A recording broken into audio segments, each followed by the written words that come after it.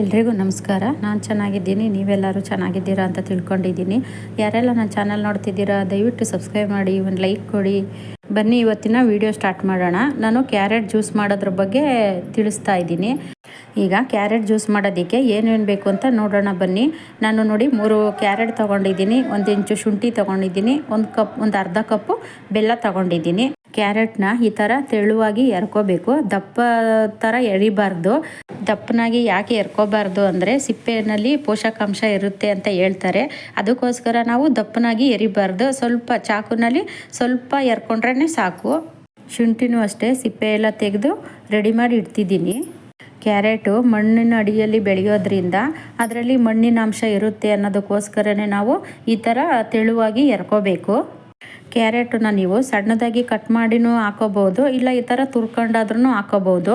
ಸಣ್ಣ ಕಟ್ ಮಾಡಿ ಹಾಕ್ಕೊಂಡ್ರೆ ಮಿಕ್ಸಿನಲ್ಲಿ ಬೇಗ ನುಣ್ಣಗಾಗಲ್ಲ ಅಂದ್ಬಿಟ್ಟು ಈ ಥರ ನಾನು ತುರ್ಕೊತಾ ಇದ್ದೀನಿ. ತುರ್ಕೊಂಡಾಗೂ ರಸ ಎಲ್ಲ ಚೆನ್ನಾಗಿ ಬರುತ್ತೆ, ಜ್ಯೂಸು ಚೆನ್ನಾಗಿ ಬರುತ್ತೆ ಅನ್ನೋದಕ್ಕೋಸ್ಕರ ನಾನು ಈ ಥರ ತುರಿದಿದ್ದೀನಿ. ನೋಡಿ 3 ಕ್ಯಾರೆಟು ತುರಿದು ಇವಾಗ ನಾನು ಮಿಕ್ಸಿ ಜಾರಲ್ಲಿ ಹಾಕೋತಾ ಇದ್ದೀನಿ. ಈ ಕ್ಯಾರೆಟು ನಾವು ದಿನನಿತ್ಯ ಆಹಾರದಲ್ಲಿ ಬಳಸೋದ್ರಿಂದ ಪೋಷಕಾಂಶ ಪಡ್ಕೋಬಹುದು. ಇದಕ್ಕೆ ನಾನು 1 ಇಂಚಷ್ಟು ಶುಂಠಿನ ಸಣ್ಣದಾಗಿ ಕಟ್ ಮಾಡಿ ಹಾಕೊತಾ ಇದ್ದೀನಿ.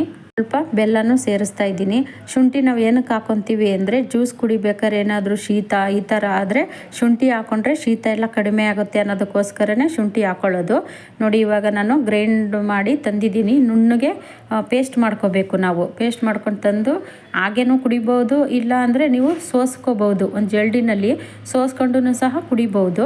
ನಾನು ಸೋಸೋದನ್ನು ತೋರಿಸ್ತಾ ಇದ್ದೀನಿ. ನೋಡಿ ಈ ಥರ ಸೋಸ್ಕೋಬೋದು. ನೀವು ಜ್ಯೂಸ್ ಕುಡಿಯೋವಾಗ ಜಾಸ್ತಿ ನೀರು ಹಾಕೊಳ್ಳೋದೆಲ್ಲ ಮಾಡಬಾರ್ದು, ಯಾಕೆ ಅಂದರೆ ಕ್ಯಾರೆಟಿನ ರುಚಿ ಹೊರಟೋಗ್ಬಿಡುತ್ತೆ, ಜ್ಯೂಸ್ದು ಟೇಸ್ಟ್ ಇರೋದಿಲ್ಲ. ಅದಕ್ಕೋಸ್ಕರ ನಾವು ದಪ್ಪನಾಗೆ ರುಬ್ಬಿಕೊಂಡು ಕುಡಿದ್ರೆ ಚೆನ್ನಾಗಿರುತ್ತೆ. ನಿಮ್ಮ ಮಕ್ಕಳಿಗೆಲ್ಲ ಈ ಥರ ಮಾಡಿಕೊಡಿ, ತುಂಬ ಚೆನ್ನಾಗಿರುತ್ತೆ.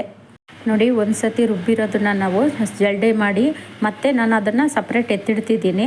ಇದು ಜಲ್ಡೆ ಹಿಡ್ದು ಎಲ್ಲ ಆದಮೇಲೆ ಮತ್ತೆ ಇನ್ನೊಂದು ಸತಿ ಸೋಸಿ ಎತ್ತಿಟ್ಟಿರ್ತೀವಲ್ಲ ಅದನ್ನು ಮತ್ತೆ ನಾನು ಒಂದು ಜಾರಲ್ಲಿ ಹಾಕ್ಕೊಂಡು ನುಣ್ಣಗೆ ಪೇಸ್ಟ್ ಮಾಡ್ಕೊಬೇಕು. ಅದಕ್ಕೂ ಜಾಸ್ತಿ ನೀರು ಹಾಕೋಬಾರ್ದು, ಸ್ವಲ್ಪ ನೀರು ಹಾಕ್ಕೊಂಡು ಪೇಸ್ಟ್ ಮಾಡ್ಕೋಬೇಕು. ಜಲ್ಡೆನಲ್ಲಿ ನಾವು ಸೋಸಬೇಕಾದ್ರೆ ಸ್ವಲ್ಪನೂ ಉಳಿಬಾರ್ದು. ಆ ಥರ ನಾವು ಸೋಸ್ಕೊಂಡು ಮತ್ತೆ ಅದನ್ನು ನಾವು ರುಬ್ಕೋಬೇಕು. ನಾವು ಸೋಸ್ಕೊಂಡಿದ್ದಿರುತ್ತಲ್ಲ ಅದನ್ನು ಮತ್ತೆ ರುಬ್ತಾ ಇದ್ದೀನಿ. ನೋಡಿ ನಾನು ಇದನ್ನು ಅಷ್ಟೇ ನುಣ್ಣಗೆ ರುಬ್ಕೊಬೇಕು. ನೋಡಿ ಮತ್ತೆ ನಾನು ರುಬ್ಕೊಂಡು ತಗೊಬಂದಿದ್ದೀನಿ. ನೀವು ಈ ಜ್ಯೂಸ್ಗೆ ಬೆಲ್ಲನೇ ಹಾಕ್ಕೋಬೇಕು, ಸಕ್ಕರೆ ಎಲ್ಲ ಹಾಕ್ಕೋಬೇಡಿ. ಯಾಕೆ ಅಂದರೆ ಬೆಲ್ಲದಲ್ಲಿ ಉಪ್ಪಿನಂಶ ಇರೋದ್ರಿಂದ ನಾವು ಬೆಲ್ಲನೇ ಹಾಕ್ಕೋಬೇಕು. ಆರೋಗ್ಯಕ್ಕೂ ಒಳ್ಳೆಯದು.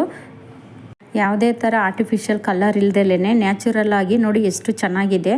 ನಾವು ಈ ಥರ ಮಾಡ್ಕೊಂಡು ಕುಡಿದ್ರೆ ಮಕ್ಳಿಗೂ ಕೊಟ್ಟರು ಆರೋಗ್ಯವಾಗಿ ಚೆನ್ನಾಗಿರ್ಬೋದು. ನಮ್ಮ ಮನೆಯಲ್ಲಿ ನಾವು ಇದೇ ಥರನೇ ಜ್ಯೂಸ್ ಮಾಡ್ಕೊಂಡು ಕುಡಿಯೋದು. ಈಗ ಮಕ್ಕಳು ಏನಾದರೂ ಊಟ ಮಾಡೋಕ್ಕೆ ಹಠ ಮಾಡ್ತಿರ್ಬೇಕಾದ್ರೆ ಈ ಥರ ಜ್ಯೂಸ್ ಮಾಡಿಕೊಟ್ರೆ ಚೆನ್ನಾಗಿರುತ್ತೆ. ನೋಡಿ ನಾನು ರುಬ್ಬಿದ್ದು ಎಲ್ಲ ಆಯಿತು. ಇವಾಗ ಗ್ಲಾಸ್ಗೆ ಹಾಕ್ತಾಯಿದ್ದೀನಿ. ಶುಂಠಿ ಮತ್ತು ಬೆಲ್ಲ ಎಲ್ಲನೂ ಹಾಕಿ ರುಬ್ಬಿರ್ತೀವಲ್ಲ, ತುಂಬ ಟೇಸ್ಟಿಯಾಗಿರುತ್ತೆ ಇದು. ಕ್ಯಾರೆಟು ಹಸಿ ಕ್ಯಾರೆಟ್ ತಿಂದ್ರೂ ಚೆನ್ನಾಗಿರುತ್ತೆ. ಕೆಲವರೆಲ್ಲ ಹಸಿ ಕ್ಯಾರೆಟನ್ನೇ ತಿಂತಿರ್ತಾರೆ. ಈ ಮಕ್ಕಳುಗಳೆಲ್ಲ ತಿನ್ನೋಕ್ಕೆ ಹಿಂಸೆ ಪಡ್ತಿರ್ತಾರೆ ನೋಡಿ, ಅಂಥವ್ರಿಗೆ ಈ ಥರ ಜ್ಯೂಸ್ ಮಾಡಿಕೊಟ್ರೆ ತುಂಬ ಅನುಕೂಲ ಆಗುತ್ತೆ. ನೋಡಿ ನಾವು ಕುಡಿತಾ ಇದ್ದೀವಿ, ಯಜಮಾನರು ಕುಡಿತಿದ್ದಾರೆ, ಕಾವ್ಯನೂ ಕುಡಿತಿದ್ದಾಳೆ. ನೋಡಿ ಸೂಪರ್ ಅಂತ ಹೇಳ್ತಿದ್ದಾರೆ ಯಜಮಾನರು. ಕಾವ್ಯ ಸ್ಕೂಲಿಂದ ಬಂದ್ಲಲ್ಲ ಆವಾಗ ಮಾಡ್ತಿದ್ದು, ತುಂಬ ಚೆನ್ನಾಗಿರುತ್ತೆ. ಈ ವಿಡಿಯೋ ಇಷ್ಟ ಆದರೆ ಒಂದು ಲೈಕ್ ಮಾಡಿ, ಸಬ್ಸ್ಕ್ರೈಬ್ ಮಾಡಿ. ಇಲ್ಲಿಗೆ ಈ ವಿಡಿಯೋ ಎಂಡ್ ಮಾಡ್ತಾ ಇದ್ದೀನಿ. ಮುಂದಿನ ವಿಡಿಯೋದಲ್ಲಿ ಸಿಗ್ತೀನಿ. ಎಲ್ರಿಗೂ ಟೇಕ್ ಕೇರ್, ಬಾಯ್.